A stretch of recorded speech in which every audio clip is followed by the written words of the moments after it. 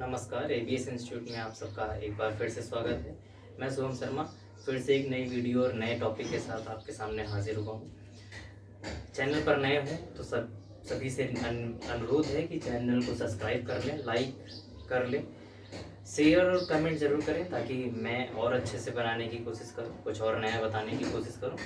ठीक है, तो आज का टॉपिक है संख्या पद्धति का दूसरा पार्ट। हमने आप सभी ने काफ़ी पसंद किया संख्या पद्धति के पहले पार्ट को। इसी तरीके से मैं संख्या पद्धति में यहाँ कुछ नया लेके आया हूँ। ठीक है, जिससे मतलब बहुत सारे फार्मूले और बहुत सारी चीज़ों को मैं आज क्लियर करने वाला हूँ। जो छोटे छोटे टॉपिक होते हैं लेकिन कंपटीशन हो या फिर एकेडमिक लेवल पे हो, सभी जगह पे बच्चों के अंदर कन्फ्यूज़न रहती है इन चीज़ों को लेके, तो उस बारे में मैं आज थोड़ा सा डिस्कस करूँगा। तो कुछ यहाँ पर टॉपिक्स दिए गए हैं जिनके बारे में मैं डिस्कस करूँगा। उससे पहले चलिए जान लेते हैं कुछ फार्मूलों के बारे में जो बहुत ही ज़्यादा ज़रूरी हमारे लिए रहते हैं, चाहे वो कंपटीशन हो चाहे हमारा एकेडमिक हो। ठीक है, तो चलिए मैं डिस्कस करता हूँ। जैसे हमारा पहला यहाँ पर फार्मूला लिखा हुआ है, ये सारे फार्मूले हमें कहीं ना कहीं देखने को मिल जाते हैं। जैसे मान लिया कोई भी संख्याओं का ऐड करना है या उसका दो संख्याओं का गुणा करना है या ऐसे जोड़ना है, तो इस तरीके से हम लोग इन फार्मूलों की सहायता से उन्हें आसानी से जोड़ सकते हैं। जैसे मैं यहाँ पर मैंने लिखा हुआ है a प्लस बी का होल ऑफ स्क्वायर, इसका फार्मूला होता है A square plus B square plus 2ab। इसी तरीके से a माइनस बी का होल ऑफ स्क्वायर होता है A square plus B square minus 2ab। a plus B का होल ऑफ क्यूब होता है A cube plus B cube plus 3ab bracket में a plus B. a minus B का whole of cube होता है a cube minus B cube minus 3ab bracket में a minus B. a plus B का whole of cube होता है a plus B bracket के अंदर a square plus B square minus ab। यहाँ देखिए प्लस है तो यहाँ माइनस होगा। फिर ऐसे ही यहाँ पर a cube minus B cube का फार्मूला, एक ब्रैकेट में माइनस बी, दूसरे ब्रैकेट में a square plus B square plus A B. यहाँ पर माइनस था और यहाँ पर प्लस हो गया। ए स्क्वायर माइनस बी स्क्वायर का फार्मूला होता है एक ब्रैकेट में ए प्लस बी, एक ब्रैकेट में ए माइनस बी। इसी तरीके से एक फार्मूला और होता है A plus B plus C का whole of square, A square plus B square plus 2c square plus 2ab plus 2bc plus 2ca। ठीक है, A square plus B square का भी फार्मूला होता है। बहुत से बच्चों को ये बात नहीं पता होती है या वो नहीं निकाल पाते हैं। तो A square plus B square का फार्मूला होता है एक ब्रैकेट में ए प्लस बी का whole of square minus 2ab। इसी प्रकार से ए प्लस बी का होल ऑफ स्क्वायर से अगर ए माइनस बी के होल ऑफ स्क्वायर को घटाएंगे तो हमारा आंसर आएगा 4ab। ठीक है, तो इस तरीके से ये कुछ फार्मूले हैं। अब हम डिस्कस करते हैं हमारे कुछ यहाँ पर जो टॉपिक्स दिए गए हैं उन टॉपिक्स के बारे में। ठीक है, तो हमें उम्मीद है कि ये चीज़ें आपको समझ में आई होंगी। ठीक है, ये हमारे सिर्फ फार्मूले हैं जो संख्या पद्धति के दूसरे पार्ट में हमने यहाँ पर जोड़े हुए हैं। ठीक, इनके एक एग्जांपल देके मैं थोड़ा सा समझाने की कोशिश करूंगा कि किस तरीके से वैल्यूज आती हैं। और मुझे जैसे मान लिया इस बेस पे हमें दिया गया कि 100 का स्क्वायर बताइए। ठीक है, मैंने छोटी सी एक वैल्यू ली हुई है 100 का स्क्वायर बताइए। ऐसे तो इसको अगर मुझे 100 का पूछ लिया तो स्क्वायर हम लोग डायरेक्ट ऐसे निकाल देते हैं। 100 का 100 से गुणा कर लिया तो हमारे पास यहाँ 2 जीरो है, यहाँ 2 जीरो है, टोटल 4 जीरो। ठीक है, और अगर मुझसे 99 का पूछ लिया, ठीक है, तो 99 का स्क्वायर, ये तो आसान था तो हम लोगों ने कर लिया। लेकिन अगर 99 का स्क्वायर होता, ठीक है, तो करने के लिए क्या करते, तो उसी के लिए हम लोग इन फार्मूलों का इस्तेमाल करते हैं। जैसे हमने यहाँ पर 99 को हम लोग लिख सकते हैं 100 माइनस 1। ठीक है, उसके ऊपर एक स्क्वायर लगा हुआ है तो स्क्वायर लगा दिया। अब ये फार्मूला ये बेस ले लेगा a माइनस बी का, एक बराबर 100 हो जाएगा और b बराबर 1 हो जाएगा। तो ये बन जाएगा a माइनस बी का, इसको a माइनस बी का होल ऑफ स्क्वायर बोल सकते हैं। तो a माइनस बी का होल ऑफ स्क्वायर का फार्मूला होता है A square plus B square minus 2ab। तो हमें इसका स्क्वायर करने से बेटर है, मतलब इसका 2 बार गुणा करने से अच्छा है कि मैं इसको a माइनस बी के फॉर्म में खोल लूँ। क्यों? क्योंकि 100 का स्क्वायर करने में या 100 का 2 बार गुणा करने में हमें कोई दिक्कत नहीं है, लेकिन 99 का 2 बार गुणा करोगे तो कैलकुलेशन का मिस्टेक हो सकता है। इसलिए a माइनस बी के फॉर्म में इसको तोड़ लिया तो a बराबर हमारा दिया है 100 और b बराबर हमने निकाला है 1। तो होल ऑफ स्क्वायर क्या होता है a square plus B square minus 2ab।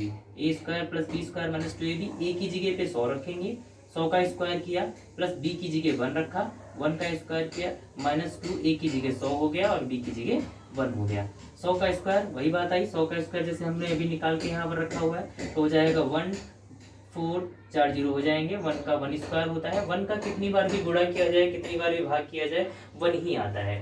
ठीक है, 2 का 100 से गुणा किया 200 हुआ, 200 का 1 से किया तो 200 ही आएगा। ये दोनों वैल्यूज प्लस की हैं, तो इन दोनों वैल्यूज को जोड़ देंगे, तो ये दोनों वैल्यू जोड़ने के बाद 10001 हो जाएगा माइनस 200। अब इससे इसको माइनस कर लेंगे, 1000 और 2 ऐसे माइनस कर लिया, ये 1 आया, ये 0 आया, ये यहाँ पे 0 से 2 नहीं जाएगा तो हम इधर से कैरी लेंगे, तो यहाँ 1 हो जाएगा, तो यहाँ पर 10 से 2 जाएगा 8 बचेगा, यहाँ का 1 चला गया है तो 9 बचेगा। हमारा आंसर आ गया 9801। ये हमारा आंसर हो गया 99 का स्क्वायर। ठीक है, तो इस तरीके से जब कभी भी इन फार्मूलों का इस्तेमाल हम लोग इस तरीके से करेंगे, जैसे कोई भी वैल्यूज यहाँ पर दी हुई है, कोई भी वैल्यू दी गई है तो उसका हम लोग इस तरीके से सॉल्व करके, इन फार्मूलों की सहायता से सॉल्व करके आसानी से आंसर ला सकते हैं। ये मैंने एक छोटी सी डिजिट ली, इस तरीके से कोई भी आप बड़ी डिजिट की वैल्यू का स्क्वायर करके आंसर ला सकते हैं, इस तरीके से उसको ब्रेक कर सकते हैं। तो चलिए अब इसके आगे हम लोग डिस्कस करते हैं, जो हमने यहाँ पर टॉपिक्स लिखे हुए हैं उनके बारे में थोड़ा सा देख लेते हैं।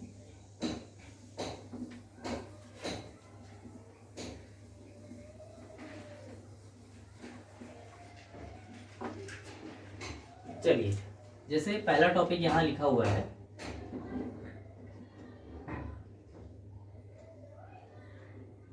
ठीक है, मैं यहाँ पर नाम न लिख के वहां पर टॉपिक्स लिखे हुए हैं। पहला टॉपिक, ठीक है, पहले टॉपिक के बारे में वहां मैंने नाम लिख दिए हुए, सिर्फ मैं यहाँ का सीरियल नंबर लेके चलूंगा कि सीरियल नंबर कौन सा है। तो पहले टॉपिक के बारे में दिया गया है भाग सक्रियता।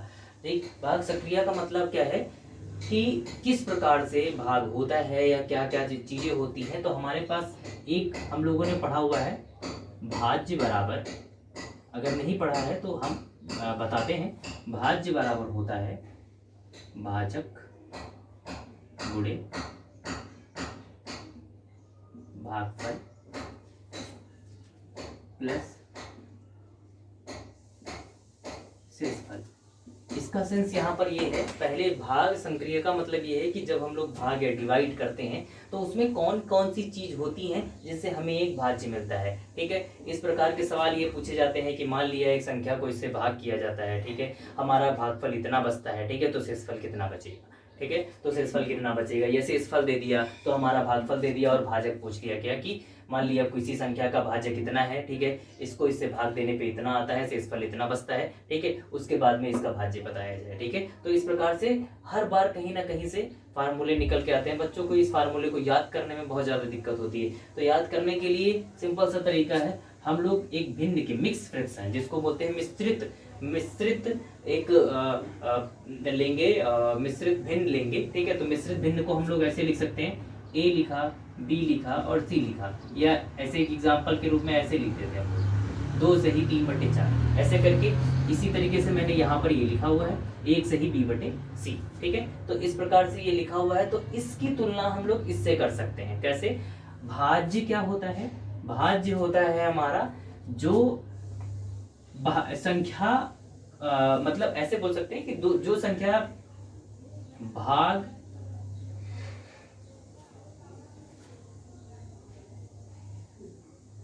करके लेकर आनी हो। मतलब भाज्य का मतलब जिस संख्या को भाग देना हो। ठीक है, जिस संख्या को भाग देना हो वो हमारी भाज्य होती है। ठीक है, तो जिस संख्या को भाग देना हो या भाग करके लेकर आनी होती है, तो जो संख्या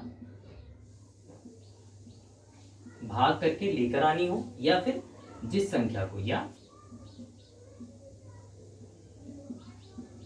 जिस संख्या को भाग करना हो वो होती है हमारी भाज्य। ठीक है, अब आता है दूसरा, ये दूसरा वाला पॉइंट, भाजक। भाजक क्या होता है? भाजक होता है जिस संख्या से भाग दिया जाता है, जिस संख्या से भाग दिया जाता है।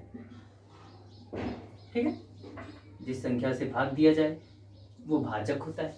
ठीक है, भागफल जो जितनी बार भाग दिया जाता है, भाग करने में जितनी बार भाग दिया जाता है, तो भागफल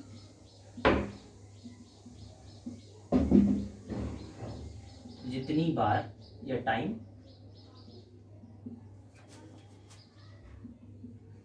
भाग करके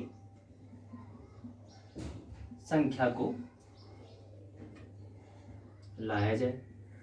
ठीक, अब आता है शेषफल। तो शेषफल क्या होता है? शेषफल जो बच जाता है, ठीक है, भाग करने के बाद में जो बच जाता है, ठीक है, जो बचा हुआ भाग, बची हुई संख्या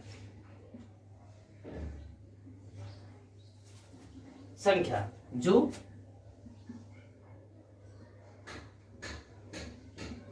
उस संख्या से कटने योग्य ना हो, ठीक है। शेषफल बची हुई संख्या जो उस संख्या से कटने योग्य ना हो, ठीक है। जैसे मैंने यहाँ पे तीनों चीजें लिख दी, तो देखिए हमने बताया भाज्य के बारे में, यहाँ बताया भाज्य के बारे में, तो जो संख्या भाग करके लेकर आनी हो, मतलब यहाँ पे जैसे मैंने कोई एक संख्या ले ली, कोई भी एक संख्या ले ली, मैंने मान लिया 24 लेके आना था, ठीक है, तो ये 24 लेके आनी है, ठीक है, ये हमारी भाज्य हो गई है, ठीक है। अब भाजक जिससे इसको भाग करेंगे, ठीक है, जिससे इसको भाग करेंगे वो हमारा भाजक, मान लिया इसको 6 से भाग करना था, ठीक है, 6 से नहीं 5 से ले लेते हैं, 5 से भाग करना, तो ये हो गया हमारा, ये 5 से भाग करना था, बोला था जिस संख्या से भाग दिया जाए, ठीक है, तो जिस संख्या से भाग दिया जाए वो 5 हो गया।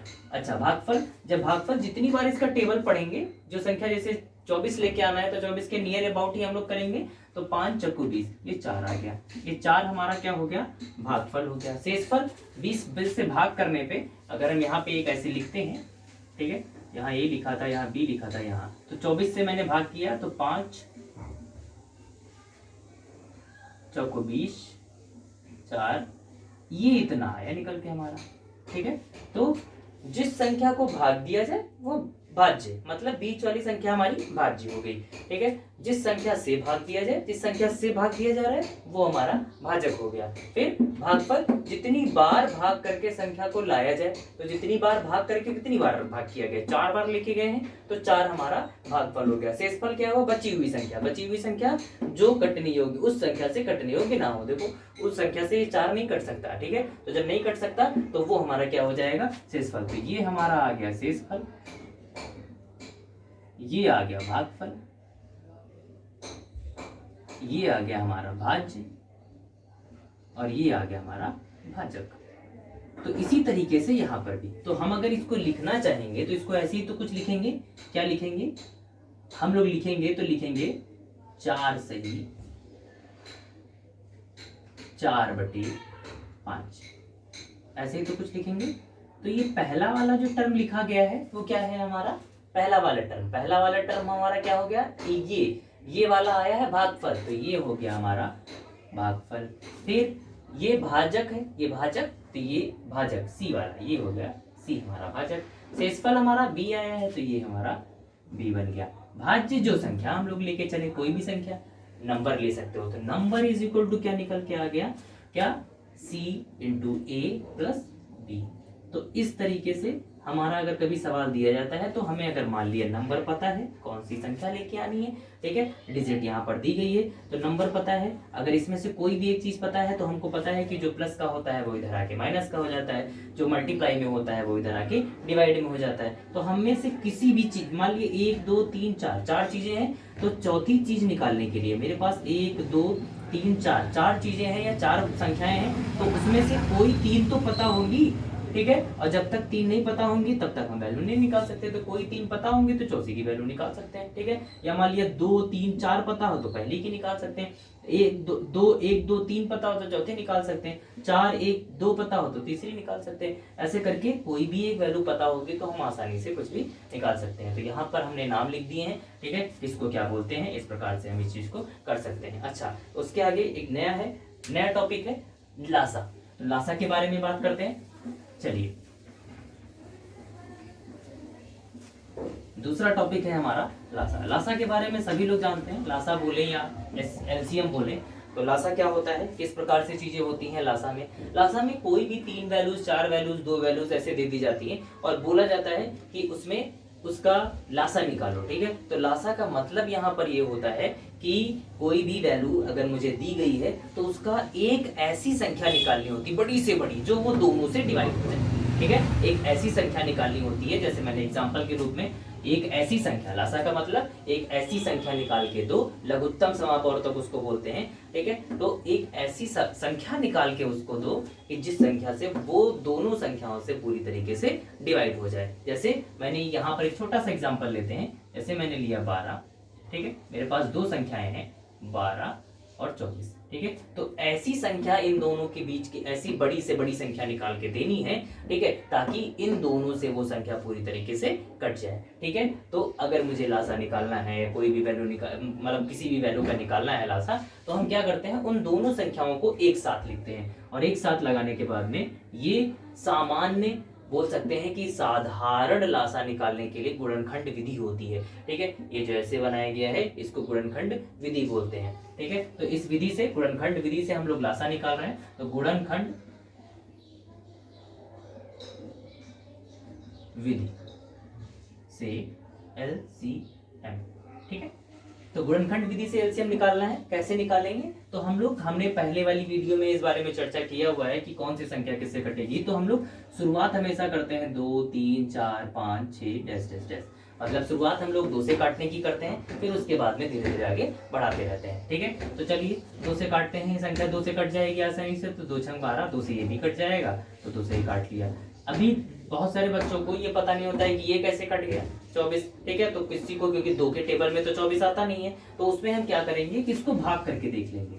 ठीक है, इसको भाग करके, यहाँ 24 है, हो सकता है कहीं 48 हो, 72 हो। ठीक है, तो बड़ा नंबर हो सकता है, तो हम लोग को अगर नहीं समझ में आ रहा है कि ये कैसे कटेगा, तो उसको हम भाग करके लेंगे और जो भागफल आता है, ठीक है, उस भागफल को हम लोग यहाँ पर नोट कर लेंगे। ठीक है, तो वो भागफल हमारा आया 12, तो हमने 12 यहाँ नोट कर लिया। अब तो ये 2 के टेबल में आता है, तो 2 3 6 हो गया, 2 छंग 12 हो गया, फिर 2 से 2 दूना 2 3 6, 3 एकन 3, 3 एकन 3। ठीक है, इस प्रकार से हम लोगों ने ये फैक्टर निकाल लिया। तो ये फैक्टर निकल के आएगा 2 गुणे 2 गुणे 2 गुणे 3, तो काटा 2 दूना 4 दूनी 8 3 24। ये हमारा आंसर आ गया कि बड़ी से बड़ी संख्या जो निकलेगी वो क्या आएगी, 24 आएगी। और 24 12 और 24 दोनों से डिविजिबल है। ठीक है, ये दोनों ही संख्याओं से पूरी तरीके से कट जाएगा। ठीक है, तो इस प्रकार से लासा मतलब बड़ी से बड़ी संख्या वो निकाल के देगी जो उन 2 संख्याएं, हो सकता है कभी कभी 3 संख्याएं होती हैं, हो सकता है 4 संख्याएं, तो उन चारों संख्याओं को एक साथ लिखेंगे और जितनी आसानी से वो कटता चला जाएगा उसको काट करके लास्ट में 1 और 1 लेके आना होता है। ठीक है, तो अगर लेके आ जाएंगे, जब वो 1 1 आ जाएगा, कभी भी गलत काटेंगे, पूरा नंबर कटना चाहिए। अगर देखिए यहाँ पर मैंने 2 से 3 को नहीं काटा, ये नहीं कि 2 से कट रहा है तो 2 से नहीं कट रहा है फिर भी उड़ाए चले जा रहे हैं। ठीक है, तो काट नहीं सकते उस तरीके से। क्या करेंगे, 2 से जो संख्या कट रही है, पूरी तरीके से कट रही है, उसको हम काटेंगे और जो नहीं कट रही है उसको एज इट इज वैसे ही उतार लेंगे। यहाँ पर पॉइंट वाला खेल ना करना, क्योंकि बहुत से बच्चे ये करते हैं कि नहीं कट रहा है तो ठीक है पॉइंट ले लिया। ठीक है, तो पॉइंट लेने का काम मत करना।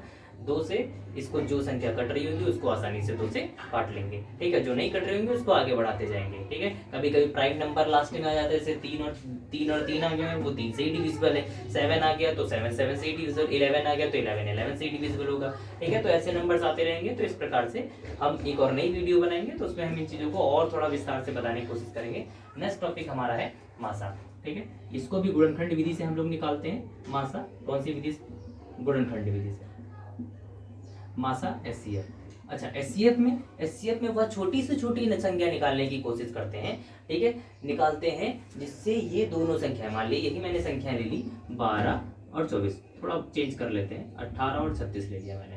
ठीक है, हमें ये बतानी है कि 2 संख्याएं दी गई हैं और बोला गया एचसीएफ निकालो। एचसीएफ का मतलब वह छोटी से छोटी संख्या निकालो जिसकी वजह से ये दोनों संख्याएं आसानी से कट जाएं। इसमें क्या हो रहा था, वो संख्या निकालनी थी जो संख्या इन दोनों से कट जाए। अब लास्ट एचसीएफ में हम लोग ये निकालते हैं कि ऐसी एक संख्या निकालनी है जो इन दोनों को काट सके। यहाँ पर कट जाने की बात थी और यहाँ पर इन दोनों को काट सके, ऐसी संख्या निकाल के लेके आनी है, तो इन दोनों को काट सके। इसमें हम लोग गुणनखंड विधि में क्या करते हैं, 18 अलग कर लेते हैं और 36 अलग कर लेते हैं। ठीक है, इन दोनों का अलग अलग फैक्टर करते हैं। तो 2 से इसको किया, 2 9 18 होता है।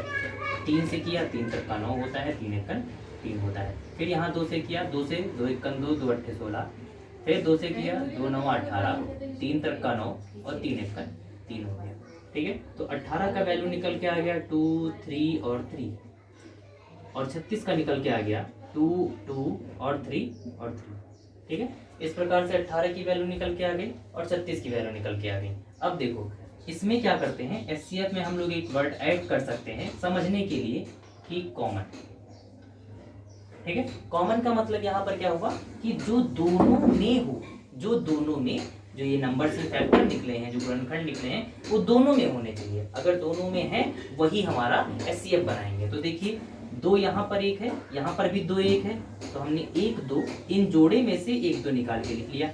अब ऊपर वाली लाइन में तो 2 है नहीं, वो नीचे वाली में है लेकिन ऊपर वाली में नहीं है। अब देखो 3 की बारी है तो 3 लिया तो 3 3 है, ये मिल गया, फिर एक और 3 मिल गया, फिर एक और 3 मिल गया। तो एक जोड़े से एक संख्या, एक जोड़े से एक संख्या, एक जोड़े से एक संख्या, ऐसे करके हम लोगों ने लिख लिया। तो अब इसका मल्टीप्लाई करो, 2 3 जा 6, ठीक है, 3 6 जा 18, ये 18 आ गया। ये 18 हमारा क्या आ गया, HCF, ठीक है। HCF का मतलब जो दोनों में कॉमन हो, ठीक है, जो दोनों में कॉमन हो वो निकाल लिया हम लोगों ने। कॉमन मतलब इन दोनों में देखो 2 और 2 दोनों में था, यहाँ पर 2 एक एक्स्ट्रा था लेकिन यहाँ पर नहीं था, यहाँ पर 3 लिया, यहाँ पर 3 है, यहाँ पर 3 है, यहाँ पर 3 है, तो एक एक जोड़ा निकल के आ गया, वो हमारा 18 आ गया, ठीक है। तो ये HCF हो गया। इस प्रकार से HCF का मतलब होता है कॉमन। तो एक नंबर मेरे पास एक कॉमन निकल के आया, इस नंबर से 18 भी डिविजिबल होगा और 36 भी डिविजिबल होगा। तो वही मैंने बताया कि वह छोटे से छोटा नंबर निकाल के देना है। जब हमें निकालना होगा कि वह छोटे से छोटा नंबर निकालो जिसकी वजह से ये दोनों नंबर डिवाइड हो जाए, ठीक है, ये इससे ये दोनों नंबर कट जाए आसानी से, ठीक है, तो हम लोगों ने तब हम लोग HCF निकालते हैं। और अगर ये बोला जाए कि इन दोनों नंबर से जो संख्या पूर्णतः विभाजित हो जाए ऐसी संख्या निकाल के लाओ, तो हम लोग LCM निकालते हैं, ठीक है। तो चलिए आगे वाले टॉपिक के बारे में डिस्कस करते हैं। भाग विधि से हम लोग मासा निकालें।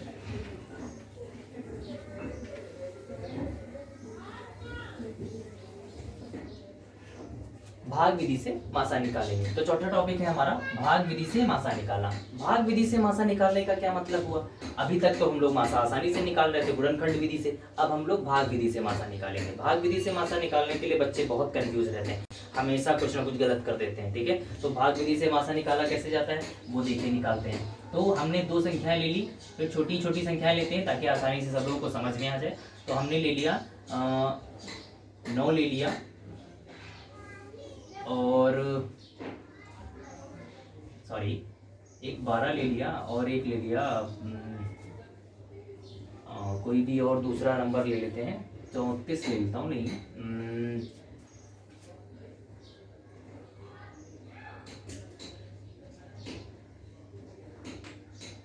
32, ठीक, 12 और 32 ये 2 नंबर मैंने ले लिए।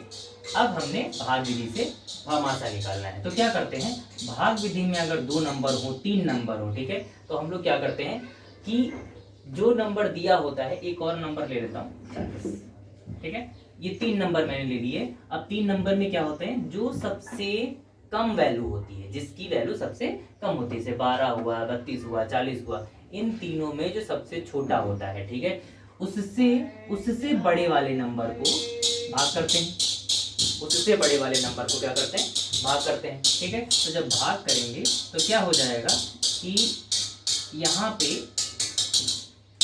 12 से इसको जब भाग करेंगे तो जितने टाइम जाएगा, ठीक है, 12 का टेबल पढ़ेंगे और जितनी टाइम जाएगा, जैसे मान लिया मैंने टेबल पढ़ा, अब 32 लाना है, ऐसा कुछ है कि 32 लेके आना है कि 12 का टेबल ऐसा पढ़ो कि 32 से ज्यादा ना जाए, ठीक है। तो 32 से ज्यादा ना जाए तो उसमें क्या करेंगे हम लोग कि इस वैल्यू को 12 से जब भाग करेंगे तो देखिए 12 दूना 24, 12 तिया 36, ठीक है, 12 3 जा 36 होता है, ठीक है, 36 होता है, वो ज्यादा हो गया तो नियर अबाउट जाएंगे तो 12 दूना 24 हो गया।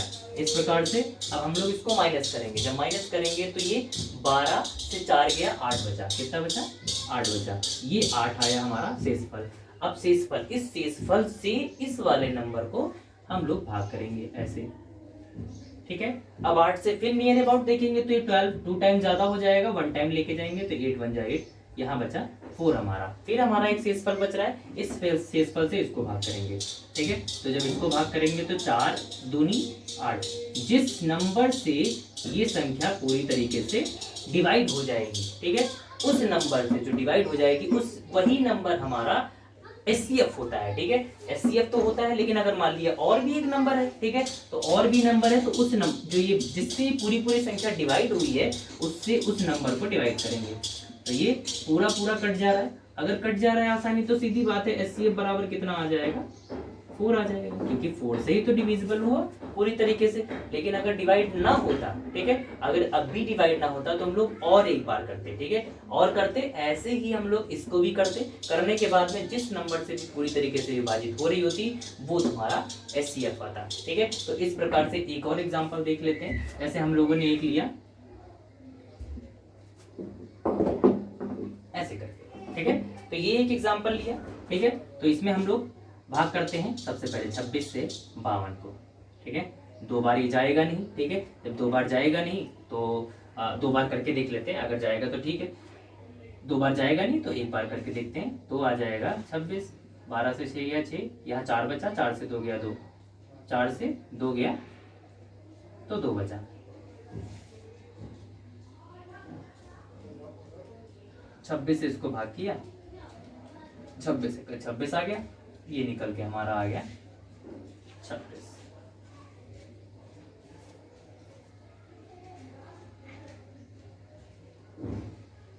एचसीएफ बराबर हो गया मेरा 26, ठीक है। तो ये 2 संख्याएं थी, इनका निकालना था, तो हम लोगों ने आसानी से निकाल लिया कि किस प्रकार से हम लोग यहाँ पर किसी भी वैल्यू को काट के हम लोग भाग विधि से एचसीएफ निकाल सकते हैं। और भी बड़ी वैल्यूज होंगी तो हम लोग आसानी से नया टॉपिक जब अलग अलग टॉपिक करेंगे तो इन चीज़ों को पूरी तरीके से और समझाने की कोशिश करेंगे। तो चलिए अब अगले वाले टॉपिक की तरफ बढ़ते हुए, तो अगला वाला टॉपिक हमारा है गुणन। गुणन क्या होता है, किस प्रकार से गुणा किया जाता है। 2 डिजिट का गुणा होता है, 3 डिजिट का गुणा होता है, बड़ी बड़ी वैल्यूज होती हैं उनका सबका गुणा। बड़ी वैल्यूज का तो सभी गुणा करने के लिए छोटी छोटी वैल्यूज का ही इस्तेमाल करते हैं, ठीक है। तो उसके लिए मैं छोटा सा बताता हूँ कि जब 2 डिजिट दी होती हैं, मान लिया 25 दी हो, 27 दिया हो और मुझे जल्दी से गुणा करना हो, ठीक है, 2 डिजिट वाले गुणा अगर मुझे जल्दी से गुणा करना है तो हम लोग क्या करते हैं कि एक टाइम में ही करके लेके आते हैं। तो उसका एक ट्रिक होता है, या ट्रिक नहीं बोल सकते हैं, तो एक तरीका होता है जिसकी वजह से हम लोग आसानी से उसको सॉल्व करके लेके आ सकते हैं एक ही लाइन के अंतर्गत। जैसे हम लोगों ने बोला कि एक ही लाइन में इन दोनों संख्याओं का गुणा करना है, तो क्या करेंगे, ऐसे नंबर्स को लिखा,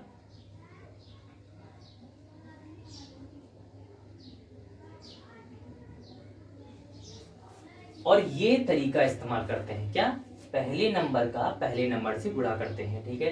तो 7 बचे 35 आ गया, कैरी आ गया मेरा 3 आ गया कैरी, ठीक है, ये 3 हमारा कैरी आ गया। फिर उसके बाद में इसका इससे गुणा करते हैं और इस वाले इसका उससे गुणा करते हैं, 2 का 5 से, मतलब क्रॉस मल्टीप्लाई, ठीक है। तो इसका इससे गुणा किया तो आया 14 और इसका इससे गुणा किया तो आया 10, ठीक है, मतलब 2 7 जा और 2 5 जा, गुणा करने पे आया 14 और इन दोनों को ऐड कर लेते हैं, तो ऐड किया तो आएगा 24 में ये जो कैरी था वो ऐड कर देते हैं, 24 में ये कैरी ऐड कर दिया तो आया 27 में से हम लोग 7 यहाँ उतारेंगे तो 2 कैरी मेरा बच गया। अब देखिए इधर वाला, ये देखिए मैंने लिखा हुआ है इधर वाले का, तो 2 2 जा 4 में जो ये कैरी था उस कैरी को जोड़ दिया तो 2 2 जा 4 और 2 6 हो जाएगा। ये एक बार में गुणा करने का तरीका हो गया कि एक ही बार में कोई भी बड़ा वैल्यू ले सकते हैं। 92 87 इन 2 नंबर्स का मल्टीप्लाई करना है, तब भी यही चीज क्या करेंगे, एक ही बार में कर सकते हैं कि 7 दूनी 14 हुआ, ठीक है, 7 2 जा 14 14 कैरी आया 1। अब इसका इधर से गुणा, 9 7 63 8 दूनी 16, इन दोनों को जोड़ दो तो हो जाएगा 79 और एक ही कैरी था, एक कैरी जोड़ दिया ये वाला कैरी तो आ गया 80 का आया 0, यहाँ हो गया 0, कैरी आया 8, ठीक। जब 8 बचा तो देखिए 9 और 72 और 72 और 8, ठीक है, जोड़ देंगे तो ये हो जाएगा 80, ये हमारा आंसर आ गया, ठीक है। तो इस तरीके से, इस तरीके का इस्तेमाल करके हम लोग आसानी से इन्हीं भी 2 संख्याओं का जल्दी से गुणा कर सकते हैं, ठीक है। इस प्रकार से 2 डिजिट का गुणा हम लोग आसानी से कर लेते हैं। इसी प्रकार के 3 डिजिट का होता है। चलिए आगे बात करते हैं, थोड़ा सा टॉपिक और अभी बाकी है, इसलिए मैं और अलग अलग वीडियोस बना दूंगा। तब तक के लिए ये देखिए आप वैल्यू कि 6 टॉपिक है वर्ग निकालना। वर्ग और वर्गमूल है अगला टॉपिक। तो उस वर्ग और वर्गमूल में हम लोग बात करते हैं। किसी भी वैल्यू का वर्ग निकालने का मतलब होता है, जैसे मैंने कोई भी वैल्यू ले ली, यहाँ पर लिया 15 का वर्ग निकालने का मतलब होता है उस संख्या का उतनी बार ही गुणा। अगर 2 बार मतलब उस संख्या का उसी संख्या से गुणा, ऐसे। तो 15 का 15 से गुणा करेंगे तो आएगा हमारा 225। ठीक है, कोई भी बड़ा वैल्यू ले लेते हैं, जैसे मैंने लिया 17, तो 17 का स्क्वायर 289। ठीक है, अच्छा इसी प्रकार से हम लोग किसी भी वैल्यू का ले सकते हैं। ठीक है, जब किसी भी वैल्यू का लेंगे तो हम लोग याद रखेंगे कि कैसे उस संख्या का उतनी बार ही गुणा होता है। ये नहीं कि हम लोग का 17 लिखा है तो 17 का 2 बार, ऊपर पावर लगी है ना, 17 का 2 बार गुणा करते, 17 गुणे 2, 17 गुणे 2 तो 34 आ जाएगा। 34 नहीं, हम लोग उस संख्या को 2 बार गुणा करते हैं। ठीक है, 17 इंटू 17, ठीक है, इतना आ गया। ऐसे ही हमारा 14 इंटू 14 हो गया, ऐसे करके 13 इंटू 13 169 हो गया। ठीक है, इस तरीके से हम लोग वर्ग निकालते हैं। ठीक है, अब वर्गमूल निकालने की बात आती है। तो वर्गमूल निकालने के लिए 2 तरीके वहाँ दिए गए हैं। एक दिया है वर्गमूल गुणनखंड विधि से और दूसरा होता है भाग विधि से। ठीक है, तो वर्गमूल निकालना है तो वर्गमूल में क्या करते हैं हम लोग, किस तरीके से वर्गमूल निकाले जाते हैं। ठीक है, तो वर्गमूल के बारे में बात करते हैं। तो वर्गमूल में कैसे होता है, मान लिया मेरे पास कोई भी एक नंबर दिया गया है, मैंने नंबर ले लिया, कोई भी नंबर ले सकते हैं 196। ठीक है, छोटा सा नंबर लेके चल रहे हैं हम लोग इसको। ये गुणनखंड विधि से वर्गमूल निकालना है। किस विधि से निकालना है, गुणनखंड विधि से वर्गमूल। ठीक है, तो गुणनखंड विधि से वर्गमूल निकालना है तो हम लोग क्या करेंगे, किस तरीके से निकाल सकते हैं। तो सीधी बात है, वर्गमूल निकालना है तो 2 से, जैसे मैंने बोला 2 9, इसको भाग कर करके लिखते चलते हैं। बच्चों को याद नहीं रहता है तो इसीलिए मैं बता रहा हूँ कि उसको भाग करते रहेंगे, जो भागफल आएगा वो यहाँ नीचे नोट करते रहेंगे, जैसा कि मैंने पीछे बताया है। तो अगर नहीं आराम से ऐसे कर सकते हैं तो ऐसे एक डिजिट में करते रहेंगे। 2 9 18, 2 8 16, 2 चक्कू 8, 2 9 18, 7 7 49, 7 1 7। देखिए अब हमारे पास फैक्टर निकल के आ गए 2 इंटू 2 इंटू 7 इंटू 7। तो वर्गमूल अगर मुझे निकालना है, ठीक है, तो वर्गमूल अगर मुझे इस संख्या का निकालना है तो सीधी बात है, इसमें जोड़े बनाए जाते हैं। जोड़े बनाने का मतलब है एक जोड़ा जो बनेगा उस जोड़े से एक नंबर हम लोग बाहर निकाल लेंगे। वर्ग का मतलब होता है 2 के जोड़े बनाना, वर्गमूल का मतलब। ठीक है, तो एक जोड़ा और बना और उस जोड़े से एक 7 मैंने बाहर निकाल लिया। जब 2 बाहर निकाल लिया तो 2 और 7 का मल्टीप्लाई करेंगे तो कितना आ जाएगा, 14 आ जाएगा। ठीक है, तो इस प्रकार से एक पेयर से जो एक वैल्यू निकलेगी, दूसरे पेयर से जो एक वैल्यू निकलेगी, उन दोनों का गुणा करने पे जो आंसर आएगा वो तुम्हारा उस संख्या का वर्गमूल होगा। 196 का वर्गमूल या रूट ऐसे लगा दिया मैंने। 196 का रूट कितना हो जाएगा, 14 हो जाएगा। ठीक है, अगर इसी प्रकार से 225 का पूछा जाता तो 225 का क्या आता, 15 आता, क्योंकि हम लोग पीछे ये भी तो पढ़ चुके हैं कि 14 का स्क्वायर 196 होता है और 15 का स्क्वायर 225 होता है। ठीक है, इस प्रकार से अगर ये स्क्वायर यहाँ से उठ के यहाँ पहुंच जाए, ठीक है, यहाँ से उठ के आगे पहुंच जाए तो ये हो जाएगा रूट के अंदर 196 हो जाएगा। ये वैल्यू आगे पहुंच जाए तो रूट के अंदर 225 हो जाएगा। इसका वर्गमूल निकालेंगे तो 14 आ जाएगा, इसका वर्गमूल निकालेंगे तो 15 आ जाएगा। ठीक है, इस प्रकार से वर्गमूल तक पहुंच गए हम लोग। अब आगे बात करते हैं भाग विधि से वर्गमूल को निकालना। ठीक है, तो चलिए भाग विधि से वर्गमूल निकालते हैं।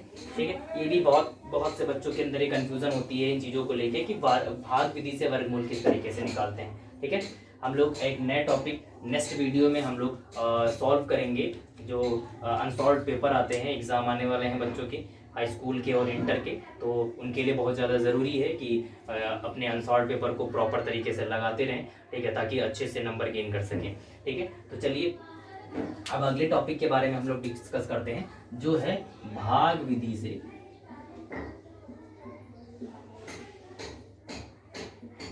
वर्गमूल। भाग विधि से वर्गमूल निकालना है। भाग विधि से वर्गमूल अगर मुझे निकालना है तो भाग विधि से वर्गमूल में क्या करते हैं कि अगर मुझे वैल्यू कोई भी पता है, कोई भी बड़ी वैल्यू है, कोई भी छोटी वैल्यू है, तो अगर हमने एक वैल्यू ले ली, यहाँ पे हमने लिया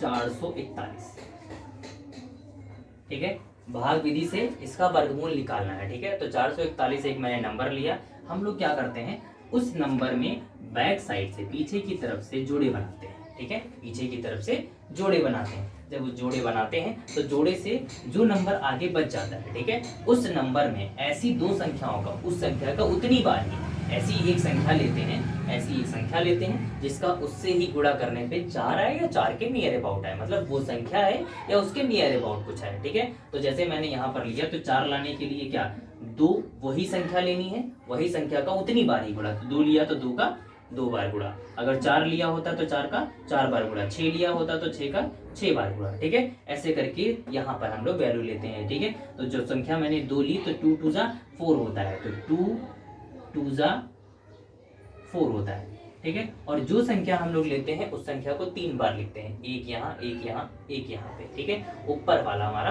आंसर होता है, ठीक है। तो चलिए ये संख्या जो दी है मैंने 2 वो वहां पर जोड़ देते हैं और यहाँ पर घटाते हैं, घटाया तो यहाँ बचा क्रॉस, कुछ नहीं बचा, ठीक है। अब इन दोनों को जोड़ेंगे तो बचेगा 4 हमारा, ठीक है। अब हमारे पास आया 41, तो 41 यहाँ लिख लिया प्रॉपर तरीके से, ठीक है। अब 41 पूरा जोड़ा उतारते हैं, पूरा जोड़ा उतारेंगे। अब 41 आया, अब ऐसा यहाँ पर एक नंबर लेके चलेंगे या एक नंबर ऐसा गुणा करके चलेंगे कि उस नंबर का उतनी बार गुणा करें, या ऐसा एक नंबर यहाँ पर गुणा करते हुए चलेंगे कि 41 के पास आ जाए। जैसे मैंने यहाँ पर लिया 2 ले लिया मैंने, ठीक है। यहाँ पर क्या लिया 2, तो 2 का हमने बताया ना जो संख्या यहाँ लेते हैं वो संख्या 3 बार लिखी जाती है, ठीक है। तो हमने यहाँ फिर लिखा इसको, ठीक है। तो 2 2 जा 4 हो गया, 2 चक्कू 8 हो गया, ठीक है।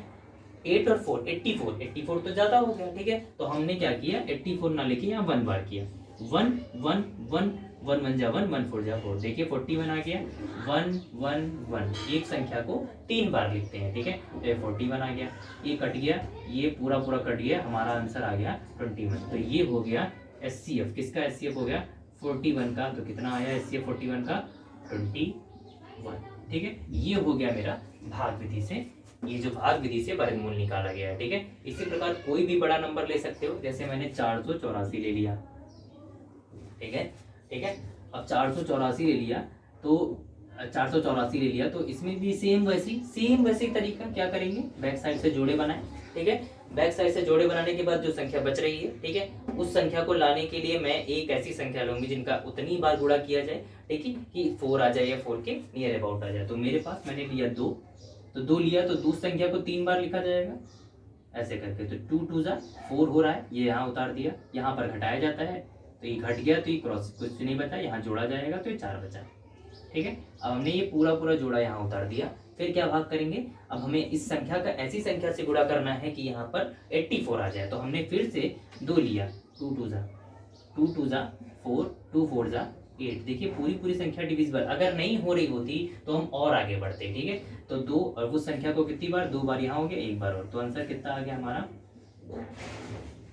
22, ठीक है। ये हमारा आ गया भाग विधि से वर्गमूल निकालना, ठीक है। इस प्रकार से हम लोग भाग विधि से वर्गमूल निकालेंगे। अच्छा, अब आगे बात करते हैं घन और घनमूल की, ठीक है। तो हमारा आज का ये लास्ट टॉपिक है घन और घनमूल।